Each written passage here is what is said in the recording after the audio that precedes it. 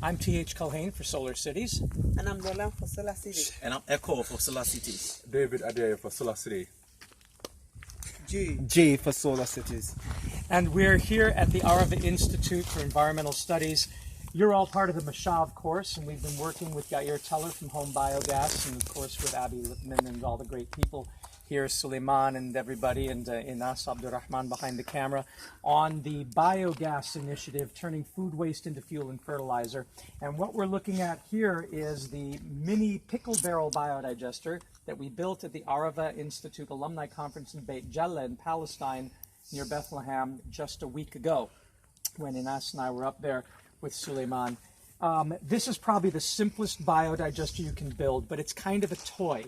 It can only produce about a minute to 3 minutes of cooking gas every day because it's so small. However, what it does is it illustrates the point of how to build one, because these same pipes, these same parts, can then be put in a bigger tank, like an IBC square plastic tank, to give you 2 hours of cooking gas a day. Everything is the same except the size of the barrel, which you will see. And what this takes in terms of food, because it's such a tiny barrel, is it takes 1 liter of food waste per day, no more, or it will go acid. It will get indigestion because it's a stomach. So we got this egg, rotten egg from the dining hall, and I can drop that down in the feeding pipe here. Put a little water to wash it down. There's a bit of egg in there, and as you see, as I did that, the equivalent amount, 1 liter of fertilizer, came out into this bucket. That liquid fertilizer, you can smell it. It has a bit of a sort of barn odor, an acrid odor, but it's not bad. It doesn't make you go, bleh, right? It just smells like a barn. Yes. That's because the biodigester is an animal's stomach, and like an animal, it is going to both pee and it's going to fart. And this is the fart gas there. And it's really very simple. If you think of this as an animal, and you think of this as the animal's stomach, however big you want to make it, the animal needs 3 things. It needs a mouth and a throat, so a way to get the food into its stomach. It needs a way to get the pee out, because as it drinks, it's also going to have to pee. That's this one here. And it needs a way to get the gas out. The gas is forming at the top of the stomach, and so this pipe here has a hole right at the top. There's a bulkhead fitting that just keeps the thing from leaking, and you see I put some silicone here. The throat goes all the way down to the bottom of the stomach, so the food goes down to the active sludge area where the microbes live. And this pipe, too, goes all the way to the bottom, but it has a hole in the center for the fertilizer to come out, because that's already digested. And we'll see that when we open this up. Pull this, it may leak a bit, so let me pull this over like this, and let me close the gas valve here so we can detach that. But I need somebody to put their finger on this so we don't lose gas. Yep. Okay. And now when we open it, we see how simple this is. So notice that pipe goes to the bottom. This one too. Also this one has a hole in the middle. Do you see the hole? Where's the hole? In the middle? There's the hole in the middle. Yeah, right here. Ah, okay. Now the reason the hole in the middle, you can see like the oranges are up at the top. Okay. Right? So we don't want the oranges to come out because they need to be digested, and the microbes that live at the top are eating the oranges. Down at the bottom, there's also sludge collecting. Whatever has fallen to the bottom is still being eaten. As the stuff gets eaten, it's either going to fall or it's going to rise until it has the same density as water, and that's why we take out the fertilizer, which is liquid, from the middle, so that we can continue digesting at the top and the bottom. And as you can see, the gas is just right out the top. Okay. So the gas is going to rise. You can see it making biogas right now. There are little bubbles. Yeah. You see those bubbles there? That's the bubbles. Okay. Those bubbles are biogas. This stuff here came from the horse manure that I inoculated with. I do want to remove that. I don't want that in here. It's a necessary side effect of when I fed it, but it's the microbes I want. So I don't want this to block the gas. So I do remove some of this. You'll also see that I put in here, I put brushes in. I put water bottles in because I want surface area. This scum in there is an active area for microbes to live. So I filled it with various bottles.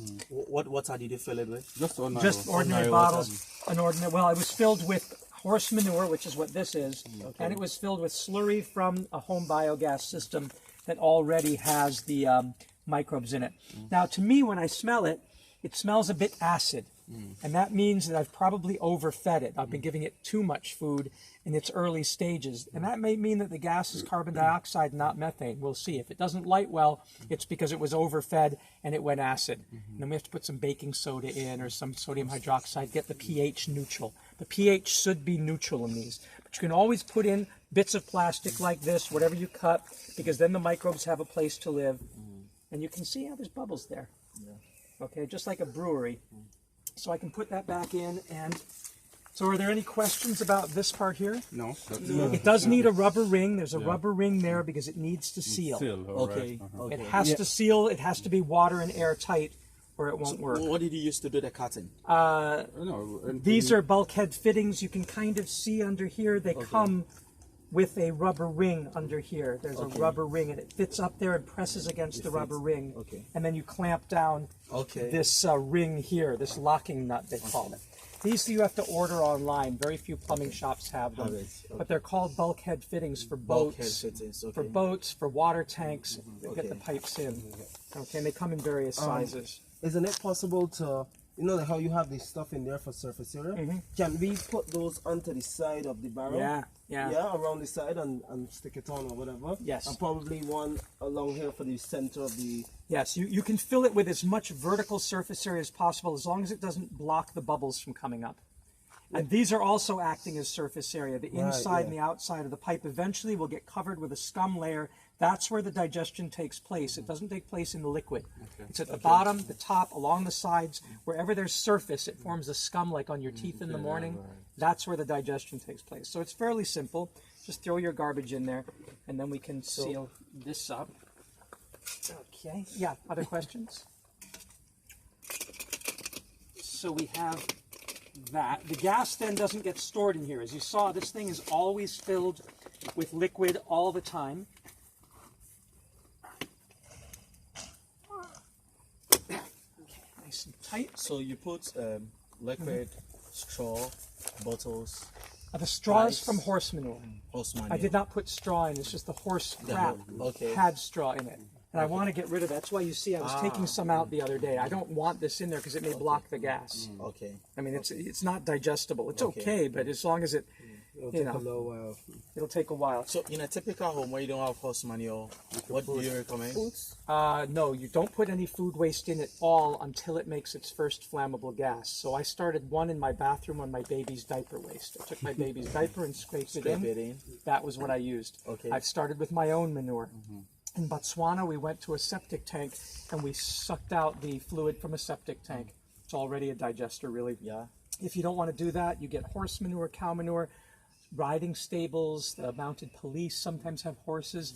You can use dog waste, you can use cat waste, you can use human waste. Or human waste. I mean, you can use any manure or go to a lake or pond. If you stick a rod in and it bubbles, then the microbes are in the pond and get the mud from the pond.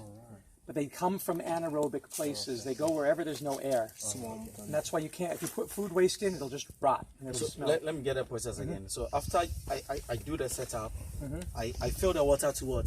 All the way to the top. All the way to Actually, the top? up to here. You put in the manure? You put in the manure first. Or put in water and manure at the same time. Okay, then the bottles? The bottles come at the end. You fill the bottle with something? No, I just cut holes in them and drop them in. Okay. Yeah. Surface area. Just surface area. That wouldn't so you cut the bottom?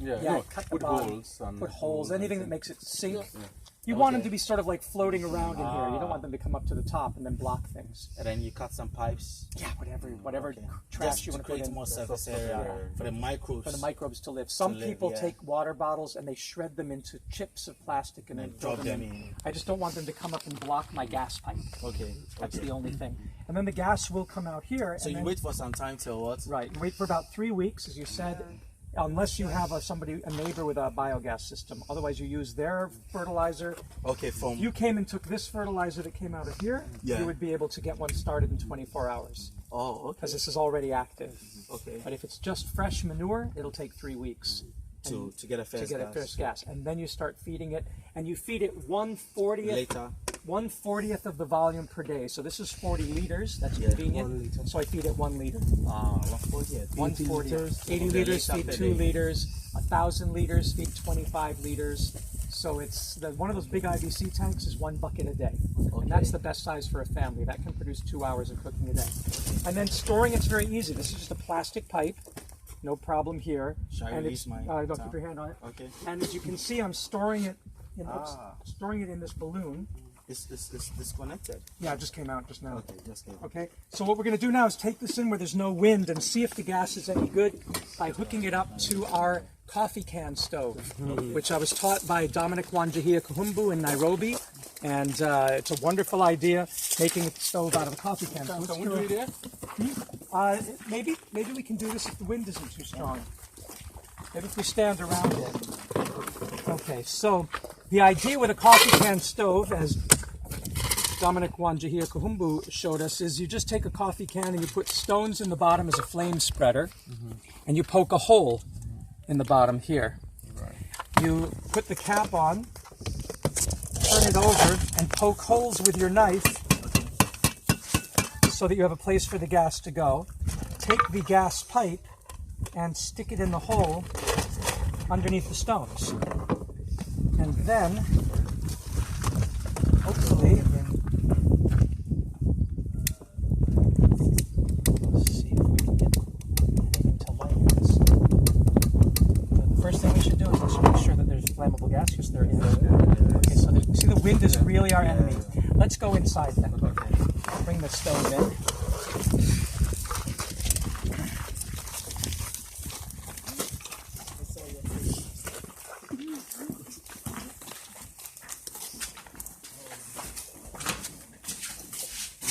And our stove is there.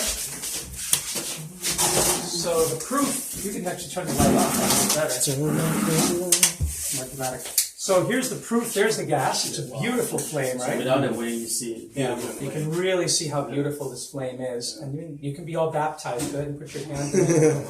First off, let's light it again. First flamers, it's a good thing you're baptized by fire. Okay? It is from God.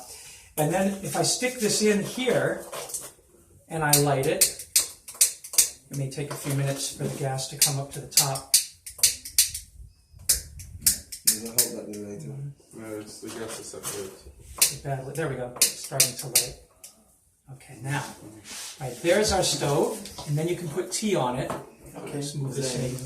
Is there any tea we can put on it? No, but that's fine. At least we see fire coming out. Yeah, and then you have to have something to put the tea cup onto. But you see how simple the stove, and if I put more pressure on it, like if I put a brick on it, the flame can be very high. I mean, that can be a decent flame, right? Yeah. Whoa. Yeah. So nobody should ever tell you, oh, you can't easily get a stove for biogas. You know, because you can make it out of a paint can or a coffee can. Yeah. And when you are starting the manure, what quantity of manure do you use initially? The more the better. So on this 40-liter system, I would tend to use at least 4 kilograms. In a 1,000-liter system, I use at least 100 kilograms. So I usually use 1/10 of what the volume is. Okay. If you can do 1,000 kilograms, good. But who wants to spend the time shoveling it? Okay. You see what I mean? So I started one on a single piece of shit, just to see. And it took about 2 months, and eventually it worked. Because the fewer microorganisms you put in, the longer you have to wait. The more microorganisms you put in, the faster. But isn't this beautiful that you can just, I mean, you could just start cooking like that, yeah? Biogas doesn't need, the flame is picking up its air from right under here. That's why I put a little bridge over it to put the cup down. But as you can see, it's hot. It's hot. It's fun. It's fine, yeah. but what a clean fire, right? I mean, there's no smell, there's no smoke. When you think that 4.7 million women and children die every year from indoor air pollution just from cooking using firewood or charcoal, and that this produces no smoke, it could kill none. Instead of like the Clean Cook Stove Initiative reduces the amount of pollution by 50%, meaning that only 2.5 million people will die every year. Well, that's not acceptable. It should be 0. This reduces it to 0. And I think while we have some gas, let's make some tea. And ask do you have any? It's off. It's off. I know I turned it off. We'll light it again. Yeah. It'd be nice to make a little something while we make our first tea on biogas while we still have a little gas left. But isn't this amazing that nobody's talking about this? Mama and children are dying every day, and they don't have to. And this is from garbage. I mean, when I first saw this in India, I cried. It's like, how could I have been doing this for 25 years and nobody ever told me it was that easy to make my own cooking fuel? Out of garbage, no flies. If you go back there, you'll see there's flies in the Arava. Yeah. There's no flies there. That's right. There's no flies. Yeah. No flies, no smell. They're just not interested. Maybe the water is too much. We'll see. It's light. Good there. And maybe just hold this here for a second. And there we go.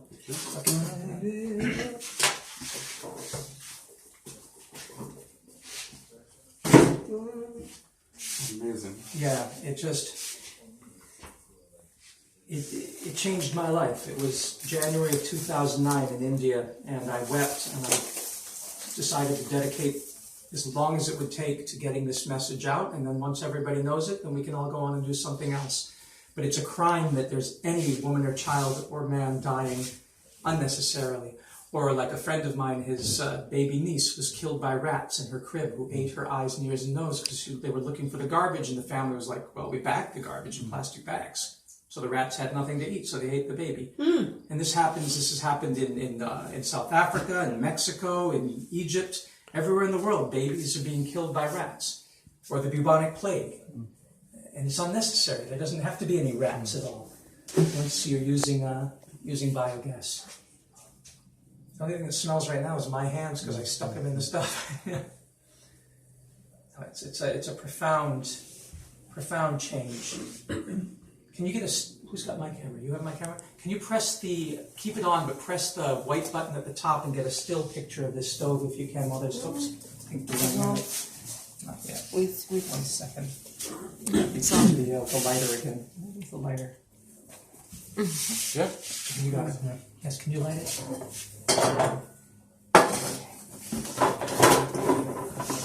It's still warm. There we go. The other thing is biogas doesn't explode. It doesn't have the ability. It's got carbon dioxide in it, and that carbon dioxide makes it a very safe fuel. It can't backflash because there's no air in the inner tube. But maybe if we maybe turn off the flash. Let's just do still pictures. I took like now. a zillion Yeah, photos. you can turn that off and then turn off the flash. While we have a little bit of gas, let's get some still pictures of this.